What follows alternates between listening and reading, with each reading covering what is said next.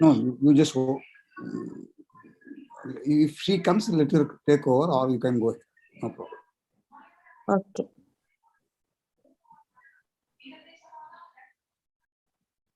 Okay then. 6 o'clock, start.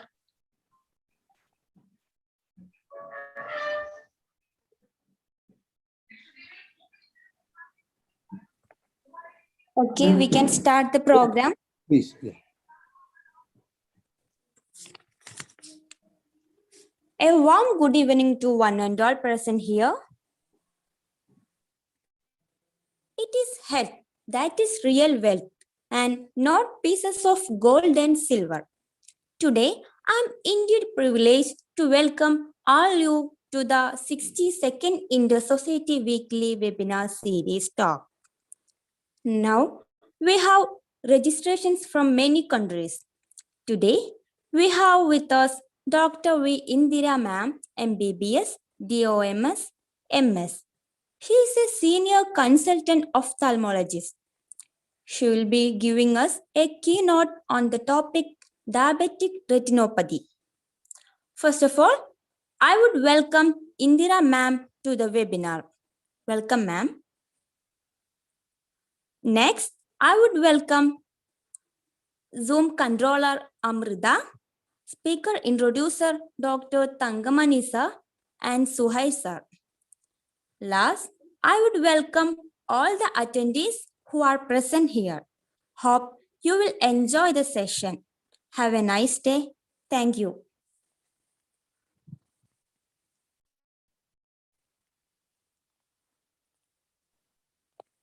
Now, I would welcome Dr. Tangamani sir to introduce the speaker.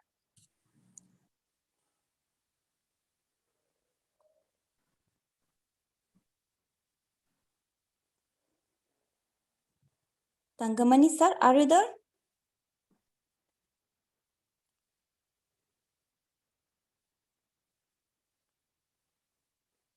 Hello? Hello. Yes, you are audible. Hello. Can you hear me? Yes. You can hear me? Yes.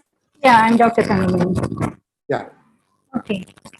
Dear Chairman, IEEE, co-sponsoring professional organizations, their members, ladies and gentlemen. Good evening and a very warm welcome to all of you. I feel so happy and proud to introduce the speaker of the day, Dr. V. Indira. To me, Dr. Indira Subramaniam. At this juncture, could I let you reminisce her life partner, engineer R. Subramaniam, who was a very regular and active member of Institution of Engineers of India, Trivandrum, and the VSSC family too. Now, talking about Dr. Indira, she is a blend of academic brilliance and benevolence. Whenever one thinks of her, some of her unique traits pop up in our minds. Blessed with calm, pleasant, and a ready-to-smile countenance, her approach to patients is sincere, gentle, soft, but yet firm. I have felt Dr. Indira is very, very choosy and selective about the words she uses, and clear and emphatic while speaking, without leaving any space for being defensive or apologetic later on. One can sense a conviction and mental involvement as a doctor in a voice, tone, and gaze. Let us make a quick glance through her academic credentials and outstanding contributions to medicine and society. Dr. Indira is MBBS, DOMS, and MS in ophthalmology, and a qualified hospital administrator and manager. She won a gold medal in MS Ophthalmology, Best Outgoing Student Award, Best Blood Donor Motivator Award, instituted by Thermo Pen Pal. Now, regarding service, Dr. Indira served the Department of Medical Services, Vikram Sarabhai Space Center, ISRO, from 1980 to 2013, she rose to be the Chief Medical Officer and retired after 33 years of continuous service. While in BSSC, Dr. Indira had initiated a slew of measures for the regular monitoring and upkeep of health of the staff via talks and medical camps on glaucoma detection, safeguarding your eyes at workplace, detection of diabetic retinopathy, refractive errors among students of your ESSC Central School, evaluation of ocular problems of EDUs and battery division employees, comprehensive eye checkup of vehicle drivers, basic health and hygiene of eyes for CASF personnel. Now coming to the co-curricular interests, she is an active member of many professional bodies like IMA and national, state and regional level ophthalmic societies and organizations. She has presented many papers on national platforms on ocular complications of systemic diseases, use of lasers in ophthalmology, corneal blindness, telehealth, and the rural woman. Now, Dr. Indira has been attending so many training programs on the latest developments and advancements to keep abreast of them at very globally renowned eye hospitals on neuro-ophthalmology, contact lens practice today, glaucoma diagnosis and management, and Vision 20, the right to sight. Today, now, presently, she is serving two institutions in Trivandrum, the Indian Institute of Diabetes and PRS Hospital as Senior Consultant Ophthalmology. And she has also taken up two R&D projects, one diagnostic accuracy of portable, non-contact, handheld retinal cameras in screening of diabetic retinopathy, and the second, long-term effects of semaglutide in diabetic retinopathy in subjects with type 2 diabetes. She is engaged in voluntary service at the medical center attached to Sri Padmanabha Swami Temple, Trivandrum. Now to conclude, a note on Dr. V. Indira will not be complete, according to me, without a reflection on her extraordinary passion for fine arts and Carnatic music in particular. Dr. Indira plays Veena. A musical instrument, I guess, is not an easy one to maneuver the complex raga. With these few words of introduction, let me invite Dr. V. Indira to take over the stage to deliberate on the topic diabetic retinopathy. Thank you all. Have a wonderful day. Thank you, ma'am. Now, I call upon Dr. Indira ma'am for her presentation. Can you all see me? Can you all hear me? Yes, ma'am. Okay. First of all, I must thank the organizers for having given me an opportunity to talk to you this evening. It is wonderful to be with you all here. I must also thank the audience. I feel there is a large number of people who have come, and therefore I should thank the participants for this evening. And I should say that they have left their priorities and come to attend this. So I must thank you. And lastly, I must thank Thangamani for all that wonderful words of introduction about me. Actually, initially, when I was told to present a topic on this evening, I was wondering what I could talk to you about, you engineers about. Then, of course, I discussed with Mr. Harindra Lal, and he was telling me, you can talk on any subject of your choice. So then I was thinking, then I should talk something on ophthalmology. Actually, I could have chosen any topic, like I could have chosen a simple topic like cataract, or I could have chosen a topic like refractive errors. But I chose this topic, diabetic retinopathy. Now, if you ask me, there are one or two reasons why I have chosen this topic. First of all, we all know that diabetes is on the rise in India and especially in Kerala. And another thing about diabetes is that diabetic retinopathy affects a large number of population, and therefore people are not aware of it, of this condition. And therefore I thought any day would be proper to create an awareness about diabetic retinopathy. Now we must remember diabetes, you all know what it is. We must also remember that diabetes can affect every portion of the body and can also affect every portion of the eye.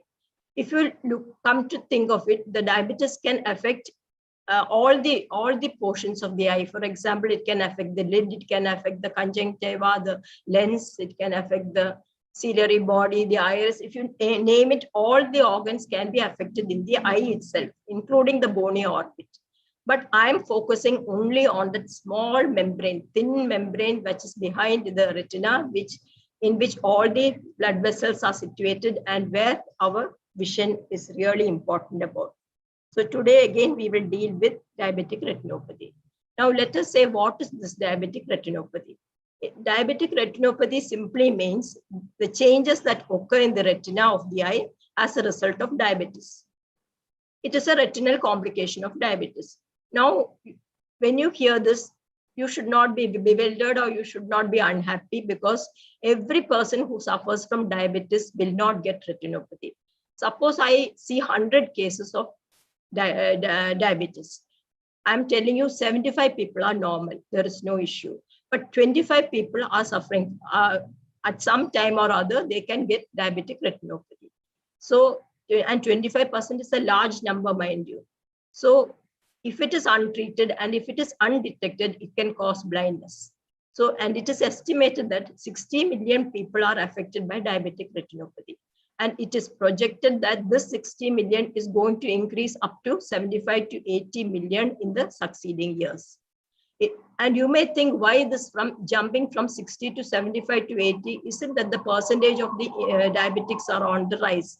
But actually, the percentage of diabetics itself is on the rise. That is the reason why the projected diabetic retinopathy is about 75 to 80 million. But you must remember, diabetic retinopathy is a preventable disease. That is the most important thing that you should think of about diabetes. It is a preventable disease. Now let us see what are the risk factors of diabetic retinopathy. In the field of medicine, we generally, when we study a disease, we divide risk factors into non-modifiable risk factors and modifiable risk factors. See, non-modified risk factors, we are not much bothered about. What can we do about the age? What can we do about the duration of diabetes and about the genetic factors? These are things which we cannot modify. So let us concentrate on modifiable risk factors. Of the risk factors, the first I have written is BMI. BMI, you know what it is, BMI? It is body mass index. Body mass index, the normal value is between, say, 19 to 25. That is the normal body mass index. Suppose a person has a BMI of more than 25, it means he is overweight. And if his body mass index is more than 30, it means that he is obese. And a person who has diabetes and who is also obese has an additional risk for developing diabetic retinopathy. Similarly, the case of blood pressure. A person who has got diabetes, in addition to it, he has got a borderline hypertension. Then he should be a little more careful, or there is a chance that his retina may be affected. Similarly, in the case of lipids, lipids means the cholesterol level. Suppose the cholesterol level is high also, that is another risk factor. There are some patients who come to us. They will say, I am a diabetic doctor and I am on medication. Last time when I went to my physician, he has added 2 more medicines in my list. And when I Googled, I found that both one is for the treatment of hypertension, the other is treatment of cholesterol. And I do not have all these. Why does the doctor give me these medicines? These are all some of the doubts which some of the patients have. Then we reassure them, we tell them the reason why they have given you this medicine is you want to keep the blood pressure as well as the lipids at a low level. You don't want it to increase because already you are a diabetic and your diabetes is not under good control. So we are trying our best to reduce the risk factors of diabetic retinopathy. Then another factor is smoking. Smoking, you all know, I don't have to say any more about it. Everyone knows the effects of nicotine in the human body. Then, of course, anemia and kidney involvement. When I say about kidney involvement, diabetes affects the mega blood vessels, that is the macro blood vessels as well as the micro blood vessels. When they affect the microvasculature, it usually affects 3 important organs in the body. One is the nerves, then you call it diabetic neuropathy. The kidney, then you call it diabetic nephropathy, and the retina, then you call it diabetic retinopathy. So when you see a patient who has got a kidney involvement, that's a microvascular complication, in all possibility, the patient can already have a diabetic retinopathy, which is undetected. So whenever you see a person who has got a kidney involvement, that is an additional risk factor for diabetic retinopathy. Now let us see what is so unique about the retina. Whenever I say about this diabetic retinopathy, how do you diagnose it? And as I told you earlier, it is the changes that occur in the retina as a result of diabetes. So we should be able to visualize the retina in order to detect diabetic retinopathy. And the very unique factor is that it is the only organ in the human body where blood vessels can be visualized non-invasively. Why I have written the word non-invasively? It is because so a gastroenterologist, if he introduces an endoscope, he can definitely see the blood vessels in the esophagus. He can see the blood vessels in the stomach lining. All these things are possible. A laparoscopic surgeon, if he introduces a laparoscope into the abdomen, he will be able to see the peritoneal vasculature. He will be able to see so many blood vessels. But all that is invasively. Invasively means one has to take anesthesia, they have to take anesthesia, and then only the procedure can be done. Whereas in the case of the retina, it is a non-invasive method. You just have to put eye drops into the eye, then the pupils get dilated. And once the pupils get dilated, then you will be able to see the retina very clearly. That is the unique factor about the retina. Now this picture I have given so that you will be able to understand exactly. A picture will speak 1,000 words. And this is a cross section of the eyeball where you can see the cornea, you can see the lens, and you can see the blood vessels in the retina. That membrane which you can see at the back of the eye, that is the retina. And there you can see on the right hand side, you can see the enlarged view of the retina. Even though I told you the retina is a very thin membrane and it measures only about 0.33 millimeter, but still you see it has got 9 layers.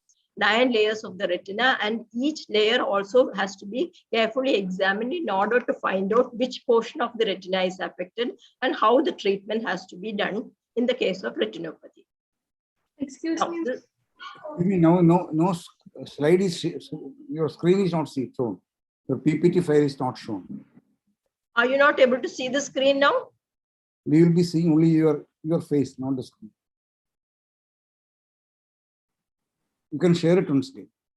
Let me see how it is possible. I will stop I will end show, and then I will see.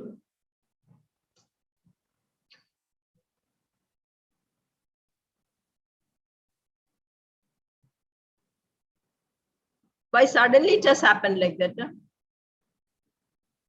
Yeah.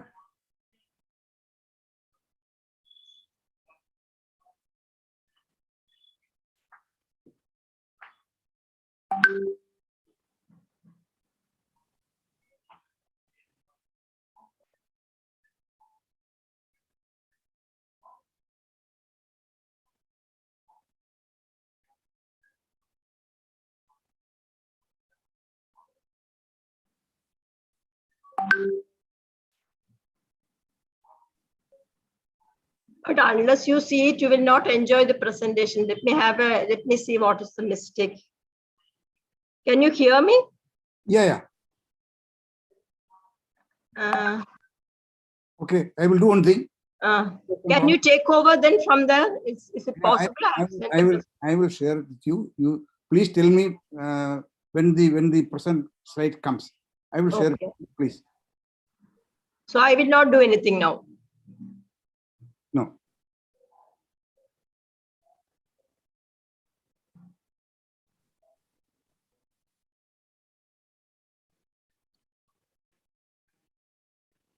Is it the one?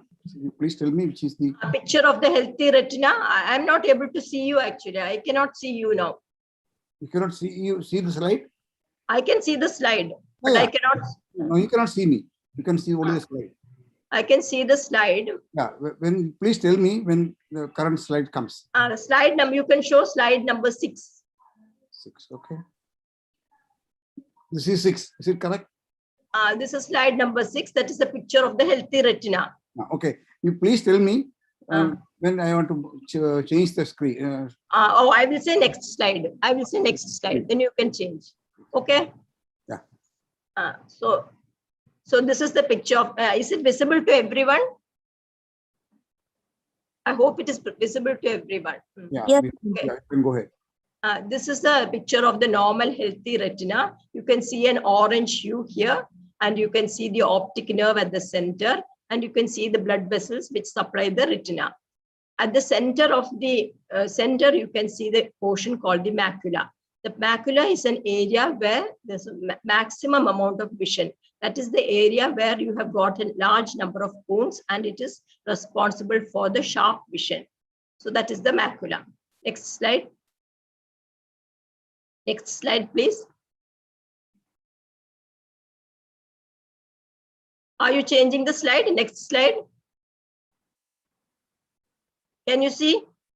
Is it the next slide? This is the next slide. So what are the symptoms? Initially, the patient has no complaint and patient has no visual symptoms, and he is happily walking about. There is no issue at all. But later on, patient develops floaters and black objects, and he finds distortion of the objects in the center. That is another complaint which the patient has. Now, next slide. Can you all see? Can you all see this? So what happens in diabetic retinopathy? The blood supply to the retina is reduced, and as a result, the nutrition of the retina is compromised. We all know that when an organ when there is reduced blood supply in the organ will not function properly. The nutrition of the retina will be compromised, and it will be starved of its oxygen and nutrients, and therefore it becomes unhealthy. That is what happens in diabetic retinopathy. Now, next slide. To overcome the situation, what happens?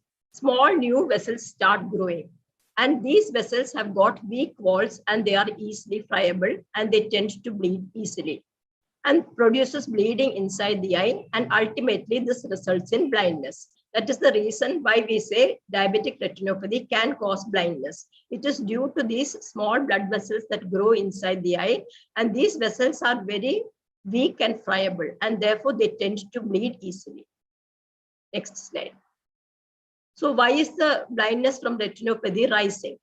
The thing is that people are not aware of this condition. That it is preventable if it is identified in the early stages. Sometimes when you go to your doctor for a review, let us say you're going to your primary care physician for a review, and the doctor asks you, are you taking your medicines properly? Are you sticking on to your proper diet? Are you able to, do you have an exercise? Do you walk? These are the questions which usually the doctor asks you. And also he asks, have you had your eye tested? Then you misunderstand it, thinking that it is for a change of spectacles. And you just say, yes, I had my eye checkup. Last month I went and changed my glasses also. But now you must remember that changing your glasses is not the proper eye checkup for retinopathy. In the case of retinopathy, you have to have your dilated eye examination, and you should be able to, the doctor should be able to see the interior of the eye to see whether diabetes has affected your retina. Therefore, you have to do your screening, and you should also tell the others around you who are diabetic that they should have their eyes tested for retinopathy. Now, what is the aim of screening for retinopathy? It is to identify the disease in the early stage, that is the treatable stage. We should prompt the patient about the good control not only of his blood sugar, but also of his blood cholesterol as well as the blood pressure. Because as I told you earlier, these are all risk factors for increase or the development of retinopathy. Now, how do we screen? Next slide. How do we screen? First, we do an external eye examination. Examine the patient, the anterior segment, you examine the lids, you examine the conjunctiva, because as I told you earlier, diabetes can affect not only the retina, it can affect all other organs or all other parts of the eye. So every part of the eye should be carefully examined before we examine the retina. Then you examine the vision, you see the visual acuity, see separately the vision for the right eye and separately for the left eye. Also, you measure the intraocular pressure.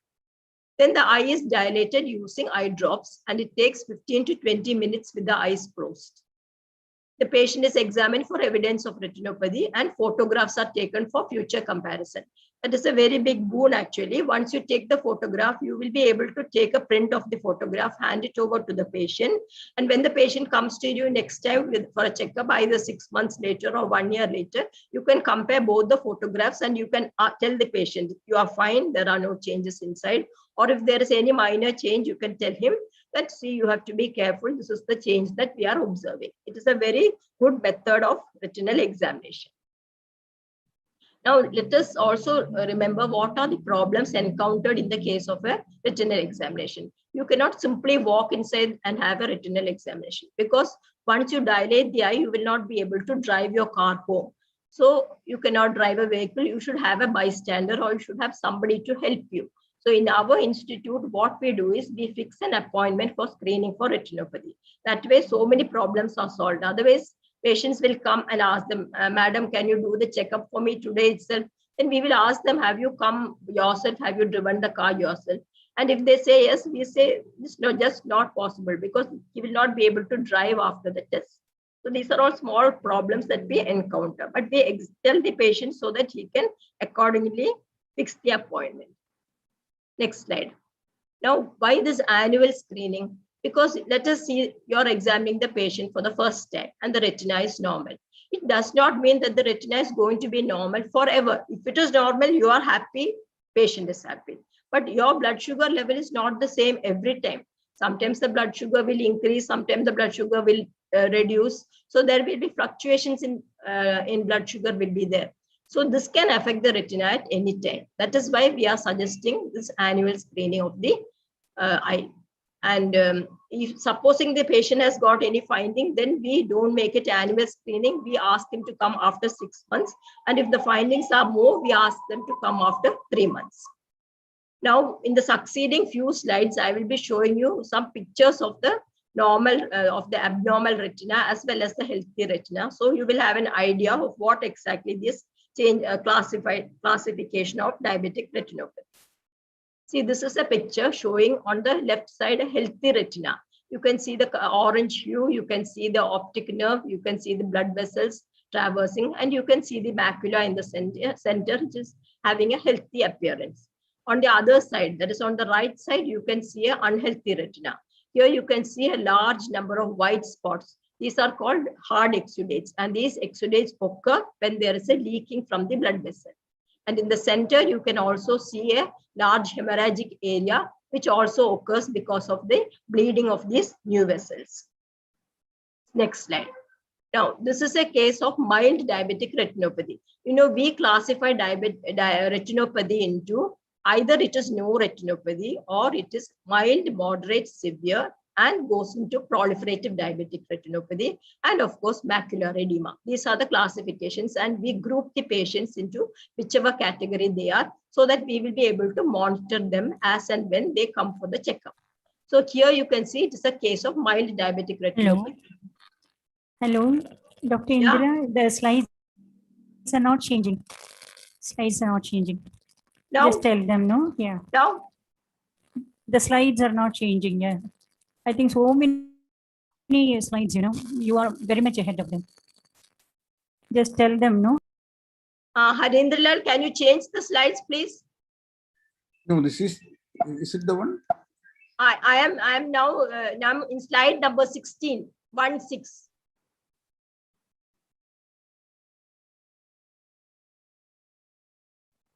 Is it changing, Thangamani? Slide number 16.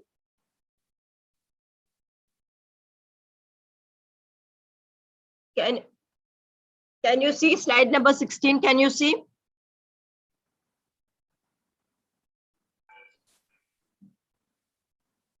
See slide number 16. Slide number 16. Is it clear? Can you all see slide number 16? Yeah. So whenever I say next slide, please change it. Okay. Because you are having the control. Okay. Yeah. Okay. Next slide, please. Slide number 17. Can you see slide number 17? Is it clear? This is diabetic retinopathy, which is moderate. In addition to the microaneurysms, you can also see hard exudate. Large number of hard exudates are seen. Next, please. Next slide. Slide number 18. Can you change? Is it seen? Can you all see the slide number 18? Yes, Severe ma'am. severe diabetic retinopathy. Can you see? You can't see the screen? I can see it, but I don't know whether others can see. No, is this a screen you want? That's what I'm asking. This is the screen. This is the screen I want. Okay. So this is severe diabetic retinopathy, and you can see hemorrhages, hard exudates, as well as soft exudates. Now you can see in the center of the retina, you can see a large white area. That is the area where the macula is involved. And this is a case where you have also got a macular edema. Next slide, please. Slide number 19. Can you see slide number 19? This is a case of macular edema. Macular edema means there is a enlargement. There is a thickening of the retina which occurs in the central portion of the retina. That is called macular edema. Next slide, please. Slide number 20.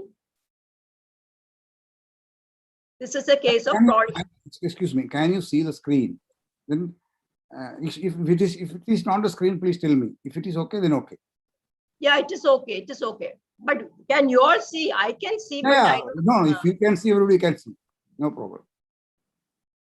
So this is a case of proliferative diabetic retinopathy, wherein you can see the small vessels, this microvasculature, as I told you earlier. These are the microvasculature which are there, and these vessels are very friable, and the endothelium is very weak. Next slide. See, look at this case where you have got a large number of microvasculature in the center of the disc. What happens is these vessels will start bleeding and produces a vitreous hemorrhage. So when you see a picture like this, you have to send the patient immediately to a retinal surgeon because he is at a risk of bleeding. Now look at this patient. You can see a vitreous bleed into the eye. Actually, this patient did not come for a checkup to me. He had come as a bystander of another patient. But since I was free that day, he just asked me, can you examine my eye, madam? I have got a defective vision in the right eye. I think I have a cataract. Can you just examine me and tell me whether it is time to do the cataract surgery? But when I examined him in the slit lamp, I found that he does not have any cataract. His lens is very clear. Then I asked him, are you a diabetic? Then he said, yes, I am a diabetic. Have you tested your blood sugar anytime recently? He said, no. I said, go down and have a blood test. And when he came back with the results, it was 380. It was a high blood sugar reading. So with this blood sugar reading, then I said, I have to examine the interior of the eye. He was hesitant at that time, but the person who came with him said, madam, you continue, you better do the examination. So when I examined, to my great surprise, I found that he has got a large vitreous hemorrhage. So that is why when you are unaware, when you do not know that you have got any problem, you will not be going to consult the doctor at all.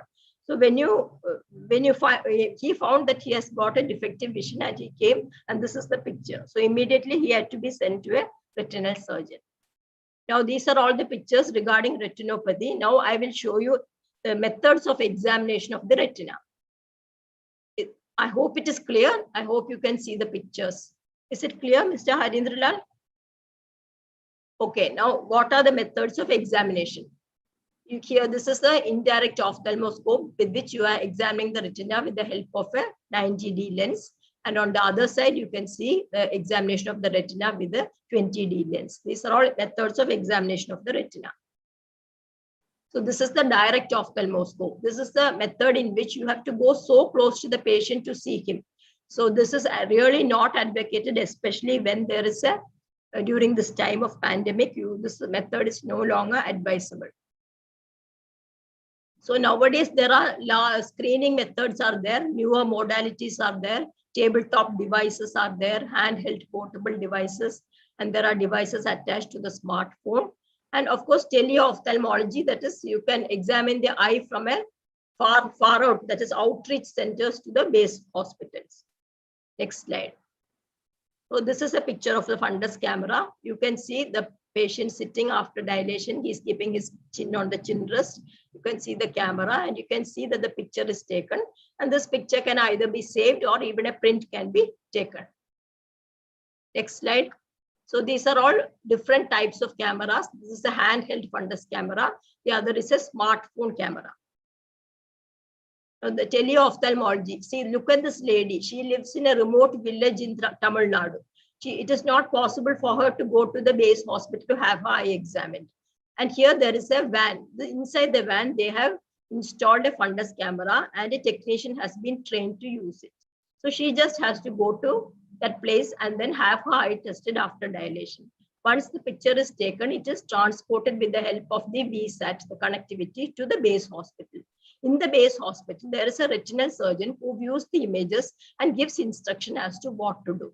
As I told you earlier, if you see 100 patients of diabetes, only 75 people will be normal, only 25 have retinopathy. So it is these patients who need to have attention.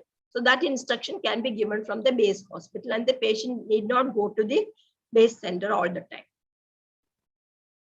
And now artificial intelligence have come. You all can identify the picture, I hope. He is Sundar Pichai, the CEO of Google. And see, he is making use of the unique characteristic of the human retina. As I told earlier, it is the only organ in the human body where you can directly visualize the living blood vessels non-invasively. Now you can listen to what he says. Can you listen? I'm just on the video. To help doctors diagnose it earlier. And we've been running field trials since then at Aravind and Sankara hospitals in India, and the field trials are going really well. We are bringing expert diagnosis to places where trained doctors are scarce. It turned out, using the same retinal scans, there were things which humans quite didn't know to look for, but our AI systems offered more insights. Your same eye scan turns out holds information with which we can predict the 5-year risk of you having an adverse cardiovascular event, heart attack or strokes. So to me, the interesting thing is that, more than what doctors could find in these eye scans, the machine learning systems offer newer insights. This could be the basis for a new non-invasive way to detect cardiovascular risk. And we are working, we just published the research, and we are going to be working to bring this to field trial.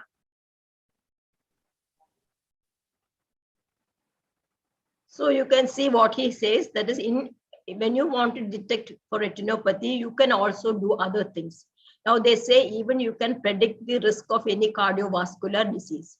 You can predict the risk of any stroke by simply looking at the retina, by looking at the vessels with the help of artificial intelligence. Such things are also possible. So things are turning out from one to another, and they are going ahead with this method of examining the retina. Now, this is a picture. Next slide. This is a picture called optical coherence tomography. Once you have diagnosed diabetic retinopathy, you have to treat the condition. If you want to treat the condition, you should know at which level of the retina is affected. So for this, you have to do a optical coherence tomography, which is again a cross-sectional view of the layers of the retina. And with this, you are able to find out where exactly the lesion is and what treatment has to be done. Next slide.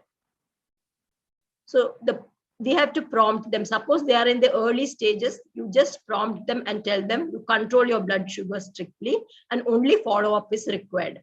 Suppose the patient has a mild to moderate retinopathy, then there are other treatments available. One is the laser treatment. And second, if the laser treatment is not effective, there are intravitreal injections, which are found to be very effective in the case of retinopathy. And even if they are not affected, or if the disease progresses to end-stage retinal disease, there are procedures that can be done, namely the surgical treatment, which is called vitrectomy. So this is a picture showing laser photocoagulation. You can see the patient sitting on the other side and with a dilated eye, and the special lens called the special contact lens is introduced into the eye, and the laser is being directed so as to give a therapeutic burn of the excess of the diseased area of the retina. Next slide. Now, this is a picture of the retina after the laser. You can see how the laser marks are there. Those white round spots are the They are the laser marks which are situated in the periphery of the retina, and the central portion of the retina is free. That is the area which gives you the maximum vision. Now see again, this is a picture of the normal retina above, and below you can see the laser scars in pan-retinal photocoagulation. This procedure is called pan-retinal photocoagulation, and it was one of the treatments which were given in the earlier times, means about 10 years back. But now mostly everyone prefers intravitreal injections. They are found to be more effective than laser. So these are called anti-VEGF. VEGF stands for vascular endothelial growth factor. As I told you, when there is a lack of blood supply in the retina, a stimulus is created within the retina, and small blood vessels start growing inside the retina, which are very weak and friable. The actual purpose of giving anti-VEGF is to regress these new vessels or to prevent the formation of these new vessels, thus safeguarding the eye from becoming blind. So these injections are to be given under strict aseptic precautions, and it should be done inside the operation theater by retinal surgeons. So even after doing the intravitreal injection, if there is any problem, for example, if there is a blood clot in the vitreous, you can remove it surgically with the help of special instruments and with the help of surgery. See, this is the picture of vitrectomy. Here again, you can see fiber optic illumination, and there is an infusion line, and there is also a suction line by which you can remove the fibrovascular membrane or the clots inside the vitreous. So surgical methods too have improved in the hands of vitreoretinal surgeons, and there are because of better optical instruments and endolaser. But the main aim is to prevent the patient from going into this stage of the disease. We know that we can treat all these conditions, but still we are emphasizing the fact that the patient should not go into this stage of disease. Why? Because all these treatments are costly, and it is not enough if you give just one injection. You may have to repeat the injections in order to produce the regression of the blood vessel. So it is time consuming. It is also a financial burden for the patient. Therefore, if you are able to detect retinopathy in time, and if you are able to prevent it, that is the best thing that I can say. So this comes to this is the end of my talk. The final take home message is that you should be able to prevent retinopathy. And remember that diabetes can affect your eye, but there are no warning signals. You have to ask the doctor to arrange for a dilated eye examination. And let us always remember that prevention is better than cure. So this comes to the end of my talk, and I hope I was able to convey whatever I prepared so that you are understanding. It is actually not what I say, but what you understand. That is more important in a virtual presentation like this. I'm sorry that I could not have that proper coordination with the slides, but still I hope you understood something about this program. Thank you once again. Thank you so much. Thank you, ma'am, for your valuable presentation. Now we can move to the Q&A section. There are some queries in the chat box. Yeah. I will read it.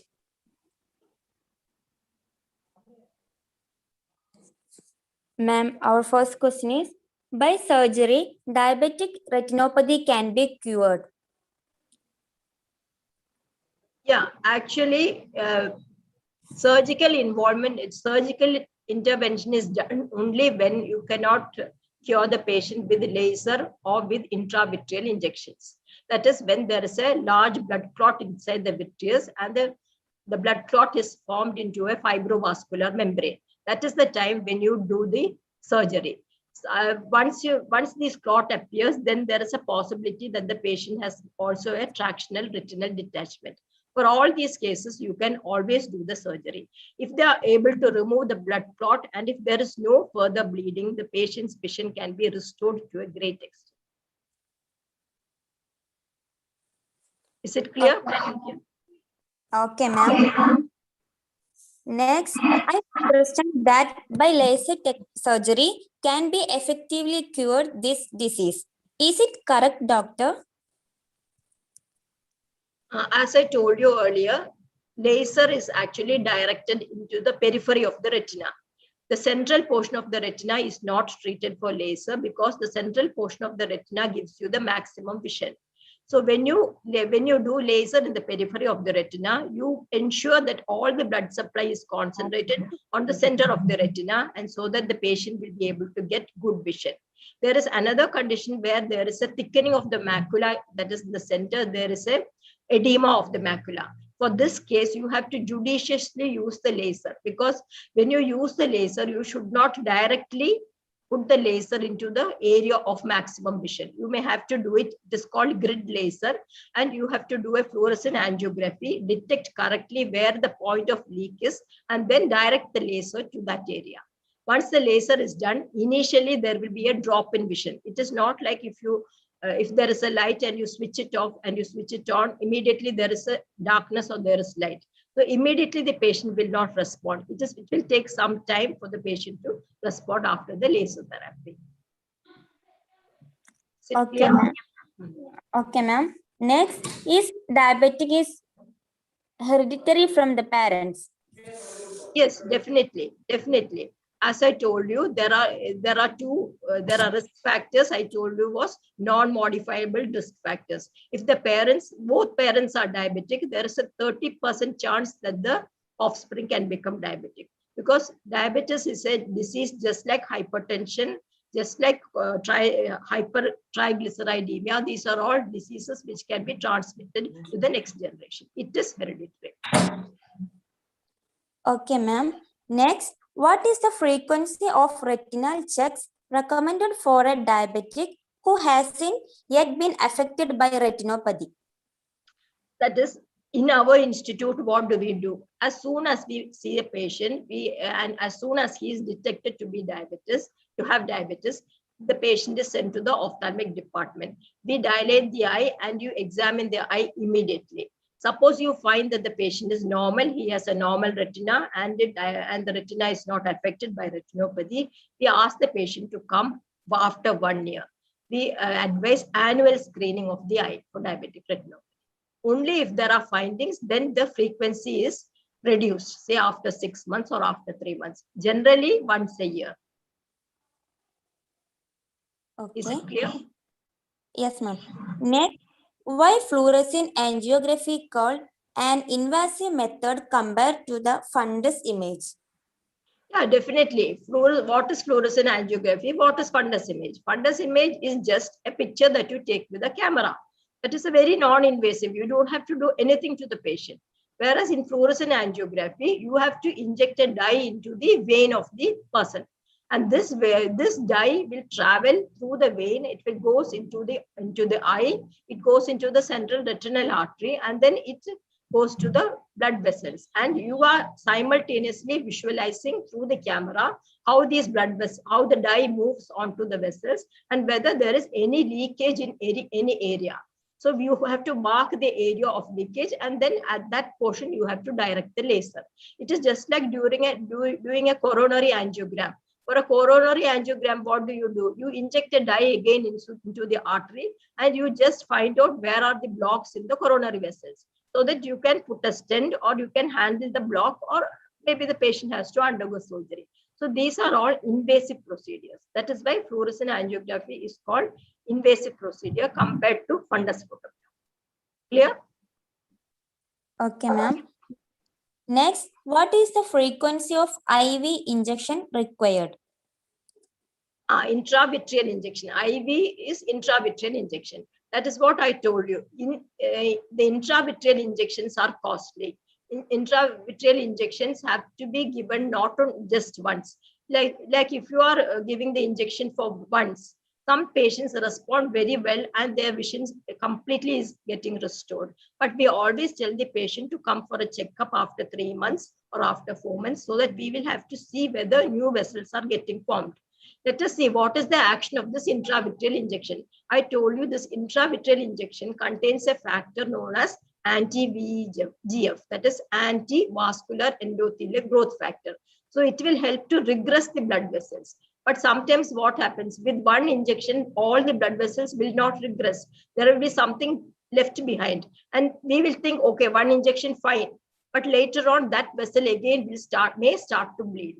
So that is why sometimes you may require several injections. There are people who have had to take several injections to produce complete regression of the new vessels. Clear? Okay. Next, for the normal retina with diabetes, should we ask doctor for photo? See, I'm telling you, in our institute, what do? I will examine the fundus and I will take a fundus photograph and I will take a print of the photograph and give it to the patient. There is no harm in having a photograph in your hand, even if it is normal. Supposing you get a patient who has got a chronic hypertension and you take his ECG. His ECG is perfectly normal. That does not mean that he does not have to have a copy of the ECG. It is always better to have a baseline photograph. Why? Because tomorrow, if you have got any other finding, then you can compare it with your old photograph. So there is no harm. Why? You can always have a normal picture, even if the picture is normal, even if there is no retinopathy at all. I usually give the photograph to the patient and tell them you keep it safe. And when you come next year for the checkup, bring it so that we can compare both. That way, it is very easy to explain to the patient. You are very transparent. You are reassuring the patients and all his doubts are cleared by it. Okay. Next, by vitrectomy, vision can be improved. That is the same question which I answered earlier about the surgery. Vitrectomy is the procedure for surgical intervention. So in vitrectomy, what we do is we remove the blood clot along with the fibrovascular membrane. And if there is a retinal detachment, you also have to do an endolaser. To some extent, the vision can be improved. I cannot say that it will have perfect vision may not be there because some portions of the retina are already damaged. But you can always have useful vision. Okay. Next, how does pressure increase in the eye and what are the adverse effects of increased pressure in the eye? Okay, that question is different from today's topic, but still I will answer that question. That is, increased pressure inside the eye means glaucoma. Glaucoma is a condition where there is an increase in intraocular pressure. Intraocular pressure, if it is more inside the eye, it can affect the optic nerve. Once it affects the optic nerve, a large number of fibers inside the optic nerve is compressed and produces death of those nerves. And as a result, the patient's peripheral vision can be reduced. For example, if a patient has got a glaucoma, initial phases of glaucoma, he will not have any problem with his central vision. It will be normal. But he will say, my peripheral vision is not okay. Some people will not be able to detect it, but we will ask leading questions. We will ask them, when you drive the car, can you see the car coming behind you? Can you see a scooter coming behind you? Are you able to see whatever the objects are on the right side or on the left side? Those are the portions where the vision first compromise occurs. Only in the last stage, the vision in the center will get compromised. So we have to, once you detect glaucoma, you definitely have to treat the condition.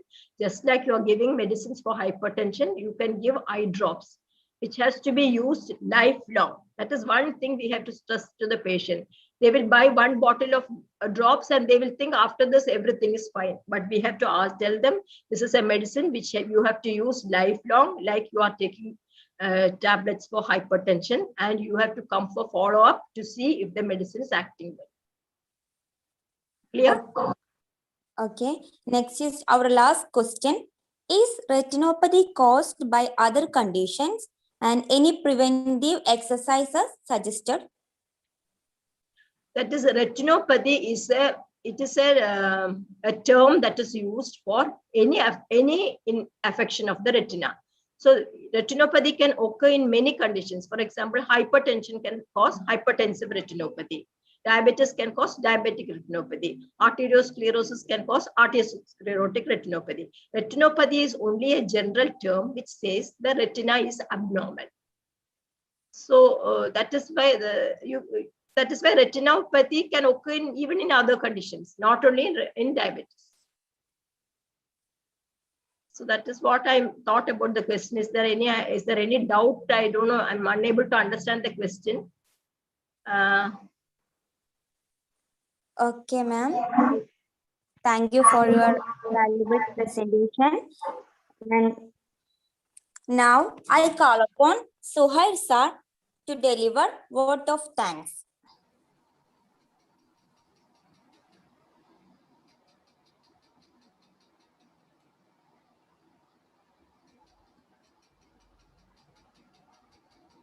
Hello, audible ആണല്ലോ കേൾക്കാൻ പറ്റുന്നുണ്ടോ? Yes. Yes, yes. Okay, very warm good day to all. For more than an year, we have been assembling regularly on every Wednesday to expand the frontiers of our knowledge by eminent scholars and experts on myriad of topics under the sun, organized under the Inter-Society Weekly Webinar Series. Today, we had the 62nd talk on diabetic retinopathy by senior consultant Dr. Indira. Definitely a very important subject all of us have to listen to. Even though all the organs of the body are important, eyes are special or unique.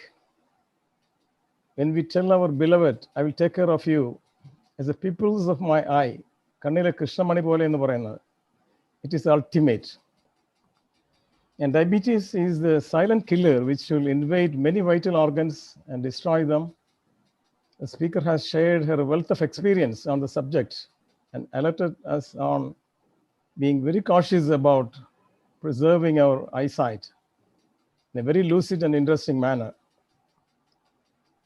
On behalf of IEEE Kerala section,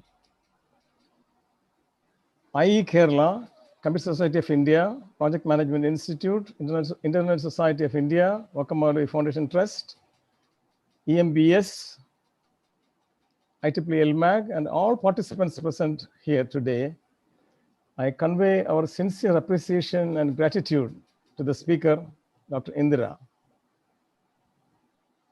Thank you, ma'am. The spirit and soul of this program is, as we all know, A.G. Harinderlal is doing a very amazing job, and our congratulations and thanks to him in special. Thanks to Dr. Thankamani for introducing the speaker, Aishwarya for moderating, the Zoom control team, and all of us are. Now, special thanks to all participants and patrons. So many to mention the names, but I'm afraid the list is so long, it will take a long time. So it's because of your support only you are able to pull on with a lot of energy and enthusiasm. Thank you, everybody, for being part of this wonderful program. Thank you very much. Thank you, sir. Now, our next webinar is on 23rd June by Professor Mary Reena K.E. on the topic Machine Learning for IoT Devices. So, welcome everyone. Try to attend the next webinar. So, I think our session is over. Thank you, everyone. Thank you all attendees, and also thank you, ma'am.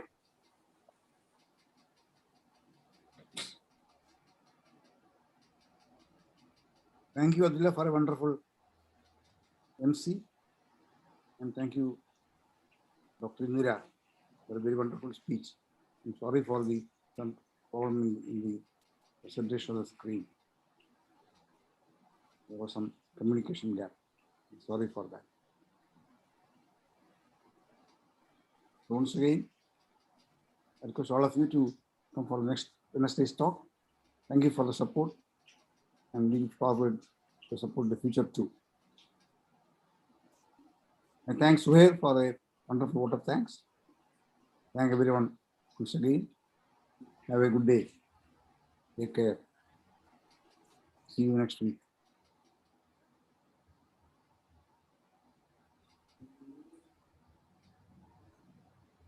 Can you close it?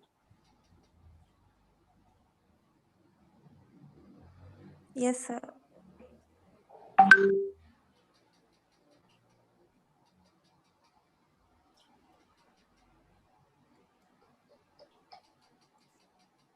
So can I end the meeting? Please.